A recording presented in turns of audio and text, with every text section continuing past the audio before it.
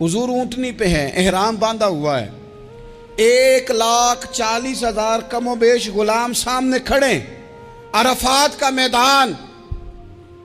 महबूब फरमाने लगे, पहला जुमला, जो दर्द वाले थे वो तड़प गए, ये सारे दर्द वाले थे लेकिन कुछ ज़्यादा मिजाज शनास थे।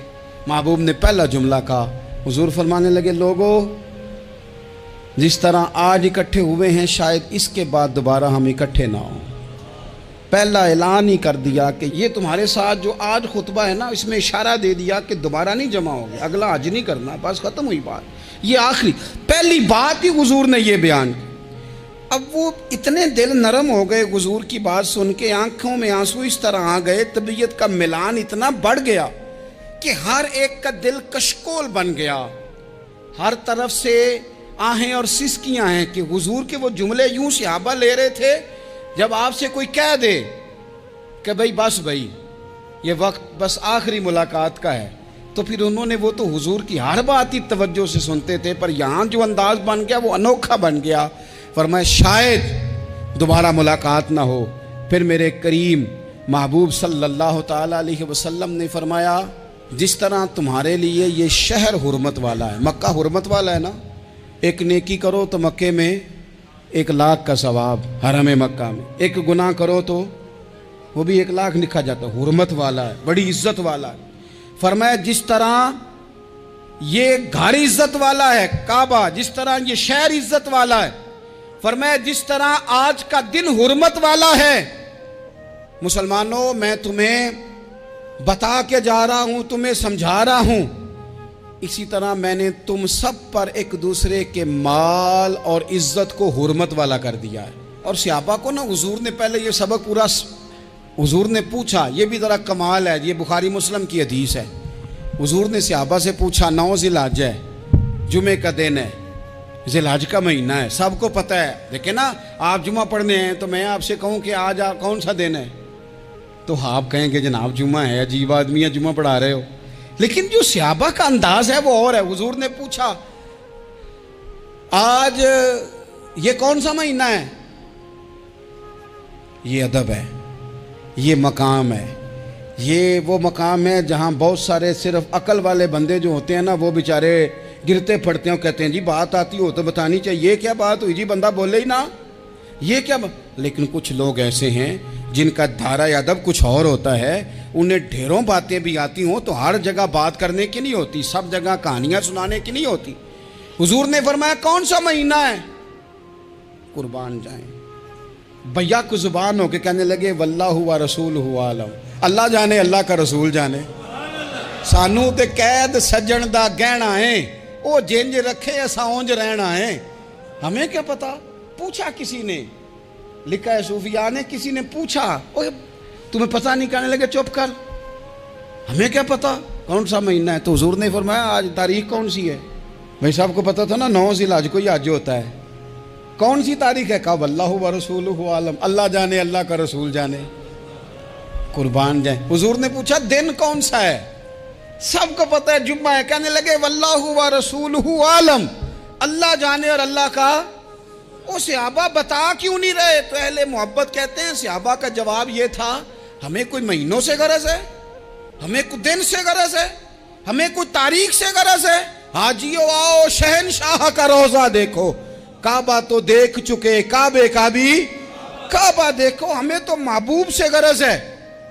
महीना था ज़िलहज का, अगर हुजूर कह देते ज़िलहज नहीं ज़ीक़ाद है तो हमने ज़ीक़ाद ही बना लेना था। तारीख थी 9, अगर हुजूर फरमा देते 11 है तो हमने 11 ही बना लेनी थी। दिन था जुमे का, अगर हुजूर कहते पीर है तो हमें क्या लगे, हमें तो महबूब की रज़ा चाहिए। आप देखें ना, एक सहाबी के हाथ ज़रा लंबे थे तो हुजूर ने फरमाया या ज़ुल यदैन, और लंबे हाथों वाले। उनसे कोई पूछता नाम क्या है तो कहते मेरा नाम है 2 हाथों वाला। ओ भाई मेरे भी 2 हैं, तू क्यों 2 हाथों वाला? कहने लगे ये नहीं मुझे पता, मुझे नबी पाक ने कहा 2 हाथों वाला। तो ठीक हो गई, जो हुजूर ने नाम रख दिया। तो हुजूर सैयद आलम ने पूछा, फिर हुजूर ने हुर्मत याद कराई, फरमाया याद रखो ये दिन भी बड़ी इज्जत वाला है, जुम्मे का है, ये महीना भी बड़ी हुर्मत वाला है, ज़िलहज का है, ये तारीख भी बड़ी हुर्मत वाली है। लेकिन फरमाया जिस तरह اس دن کی، اس شہر کی، اس مہینے کی تم نے عزت کرنی ہے، اسی طرح ایک دوسرے کے مال کا، ایک دوسرے کی عزت کا تم نے پاس کرنا۔ مسلمان بھائیوں، خدا را یہ حضور کہہ رہے ہیں یار، نبی پاک نے کعبہ کے سامنے کھڑے ہو کے فرمایا بیت اللہ تیری بڑی شان ہے، تیرا بڑا مرتبہ ہے، لیکن فرمایا میرے مومن کی عزت رب کی نظر میں کعبے سے بھی زیادہ ہے۔ ہم کیسے بیٹھ کے یار، ہم کیسے جرات کرتے ہیں کسی کی پگڑی کھولنے کی کونے میں بیٹھ کے؟ ہم اپنے گھر بیٹھ کے کسی پر تبصرہ کر گئے، کسی بندہ مومن کی عزت اچھال گئے، بالکل پتہ نہیں تھا بات کا اور ہم نے کہانی بنا دی پوری کی پوری، داستان سرائی کر گئے۔ صبح سے شام تک ہماری گپ شپ کا عنوان کیا ہے؟ کسی نہ کسی کا شکوہ، کسی نہ کسی کی شکایت، یہ ہماری گپ شپ ہے۔ خدا را حضور نے تو خطبہ حجۃ الوداع میں پہلا سبق یہ دیا تھا کہ میرے جانے کے بعد ایک دوسرے کی عزت کرنا، اور اسی خطبے میں ایک جگہ پہ فرمایا یہ نہ ہو کہ میرے جانے کے بعد تم ایک دوسرے کی گردنیں مارنے لگ جاؤ، ایک دوسرے کی عزتوں کا خیال کرنا، پاس کرنا۔ مسلمانوں، میرے عزیز بھائیوں، بزرگوں، عزتوں کا دفاع شروع کریں۔ تھوڑی دیر کے لیے اپنی زبان لوگوں کے اوپر تبصرہ کرنے سے کنٹرول میں لائیں۔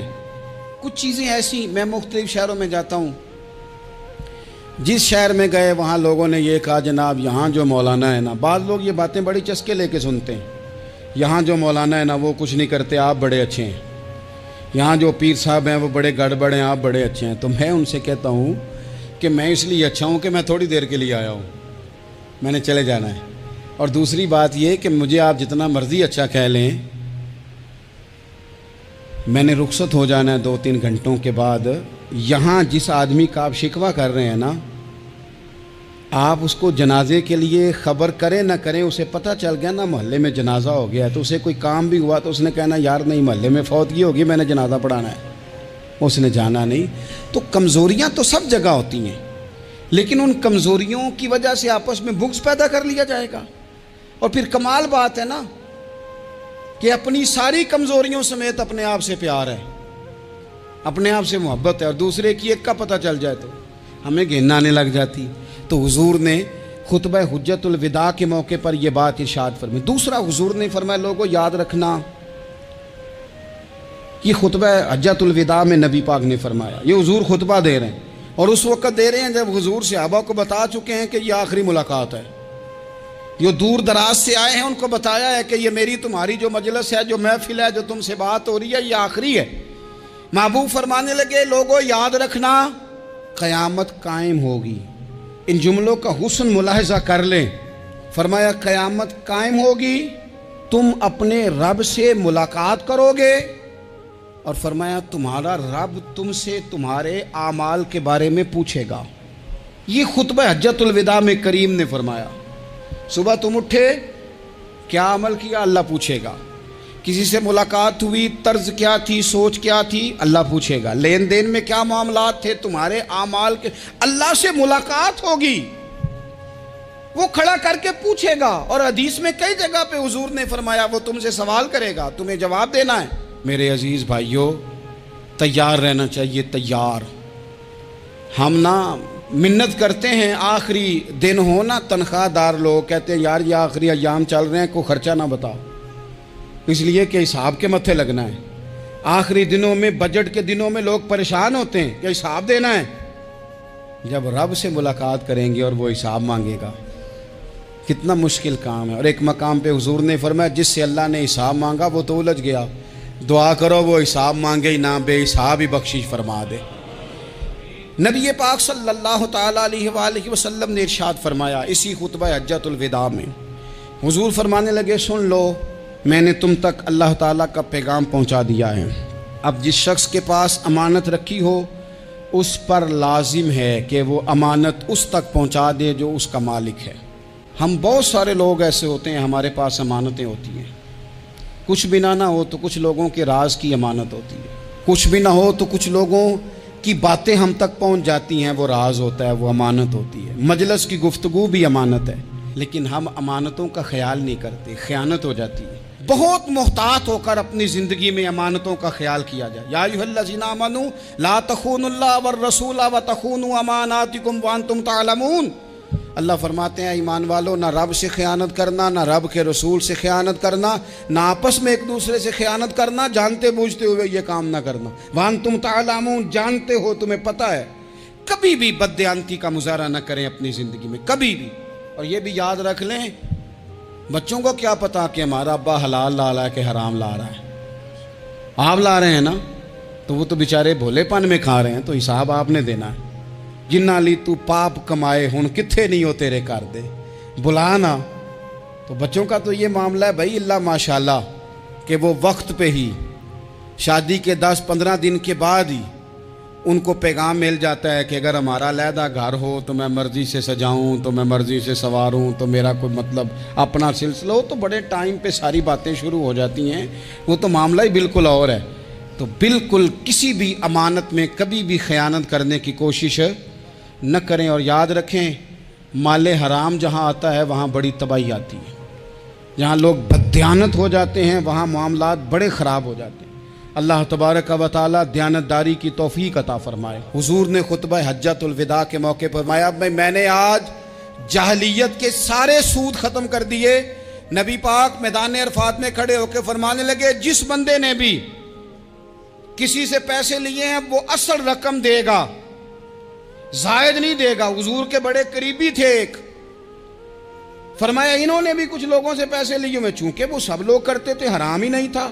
فرمایا میں ان کو بھی حکم دیتا ہوں کہ یہ اصل رقم وصول کریں گے، کسی سے ایک پائی بھی زیادہ وصول نہ کریں گے۔ نبی پاک صلی اللہ تعالیٰ علیہ وسلم نے خطبہ حجۃ الوداع میں ایک باریک بات حضور نے بھی، یہ آپ نے ضرور سمجھنی ہے، بالخصوص جو لوگ تھوڑا دین پر عمل کر رہے ہیں، جن کا لبادہ مذہبی ہو گیا، جنہیں لوگ حضرت صاحب، قاری صاحب، علامہ صاحب، مفتی صاحب، حاجی صاحب، بزرگوں کہہ کے بلاتے ہیں، وہ اس پر توجہ کریں۔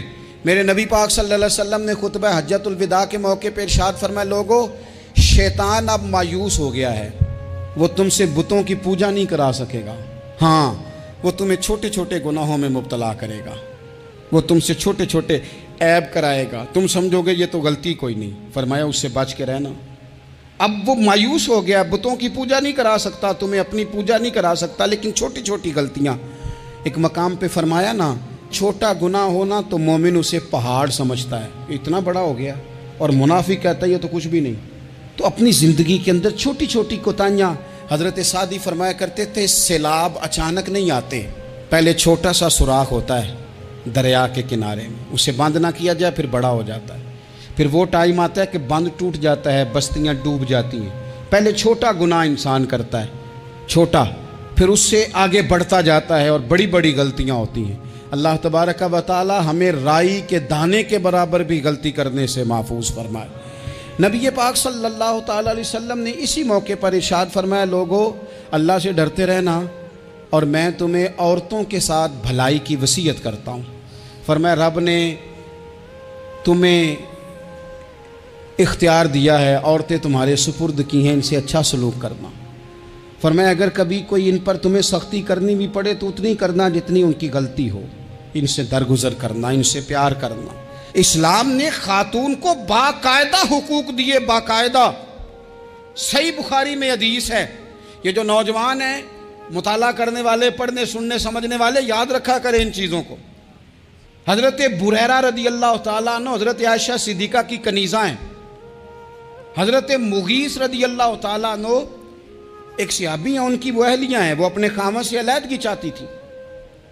ان کے خامد بڑی محبت کرتے تھے، علیحدہ ہونا نہیں چاہتے تھے، خاتون رہنا نہیں چاہتی تھی۔ انہوں نے بڑی سفارشیں کرائیں کہ میرا خامد، میری بیوی مجھ سے صلح کر لے، حالانکہ وہ خاتون کنیز ہیں، خادمہ ہیں، کوئی بڑے قبیلے سے بظاہر تعلق نہیں۔ بالآخر انہوں نے گزارش کی، سیدہ عائشہ صدیقہ رضی اللہ تعالیٰ عنہ سے کہا، کچھ اور ذرائع اختیار کیے۔ حضرت مغیث نے رضی اللہ تعالیٰ عنہ، ان کے شوہر نے، کہ نبی پاک علیہ السلام کی خدمت میں عرض کریں، حضور میری سفارش کریں کہ یہ مجھ سے صلح کر لیں۔ تو نبی پاک علیہ السلام نے حضرت بریرہ رضی اللہ تعالیٰ عنہ جو کنیزہ ہیں، خادمہ ہیں، ان کو بلا کے کہا تمہارا خامد صلح کرنا چاہتا ہے۔ یہاں برادری کا بڑا کے کہتا ہے، پتر وہ میری بھی نہیں تو گال رکھنی، وہ میرے ککھاں دا بھی نہیں تو، وہ کیا کہہ رہے ہیں آپ؟ اللہ نے اسے حق دیا ہے، اور جسے حق اللہ دے اس کا رسول دے، اس سے کون ہوتا ہے کوئی حق چھیننے والا؟ نبی پاک صلی اللہ علیہ وسلم نے حضرت بریرہ سے کہا تمہارا خامد صلح کرنا چاہتا ہے اور وہ روتا ہے تمہارے لیے، اور اس نے بڑی سفارشیں کی ہیں، تم اس سے صلح کر لو۔ حضرت بریرہ رضی اللہ تعالیٰ عنہ عرض کرنے لگی یا رسول اللہ صلی اللہ علیہ وسلم آپ جو حکم کریں میں حاضر ہوں، ایک بات پوچھ سکتی ہوں؟ ایک گزارش کر لوں؟ ایک صرف حضور میرا بولیا چولیا معاف کری، ایک بات کر لوں؟ تو کہا کرو۔ عرض کی یا رسول اللہ یہ آپ کا حکم ہے یا مشورہ ہے؟ یہ محبوب کی بات ہے، محبوب کی۔ کوئی بزرگ کیوں جبر کرتا ہے کسی پہ؟ کوئی حضرت شیخ کیوں کہتے ہیں زبردستی عورت کو کہ تو جا؟ نبی پاک صلی اللہ علیہ وسلم نے فرمایا صلح کر لے۔ یا رسول اللہ ایک بات عرض کروں؟ کرو۔ حضور حکم ہے کہ مشورہ ہے؟ تو نبی پاک نے فرمایا نہیں مشورہ ہے۔ تم عاقلہ ہو، بالغہ ہو، اسلام تمہیں با اختیار کرتا ہے، چاہو تو رہو چاہو تو خلا لے لو۔ عرض کرنے لگی حضور اگر مشورہ ہے تو پھر میں مغیث سے صلح نہیں کرنا چاہتی۔ میرے محبوب نے فرمایا تو جس حال میں راضی ہے میں بھی راضی ہوں۔ ٹھیک ہو گئی بات، ختم ہو گئی۔ حضور نے کوئی زور نہیں، اتنے اسلام حقوق دیتا ہے عورت کو، کسی کو اجازت نہیں کہ وہ جبر کرے، وہ ظلم کرے۔ میں آ گیا ہوں صلح نہیں کرنی، بے تو کیوں آیا ہے؟ تو نے وقت گزارنا ہے، جانے وہ خامد کس طرح کا ہو۔ تو نبی پاک صلی اللہ علیہ وسلم نے خطبہ حجۃ الوداع کے موقع پر فرمایا عورتوں کے ساتھ اچھا سلوک کرنا۔ اللہ تبارک و تعالی جو حج پڑھا جا رہا ہے اس کے صدقے پوری امت پر اپنا فضل فرمائے۔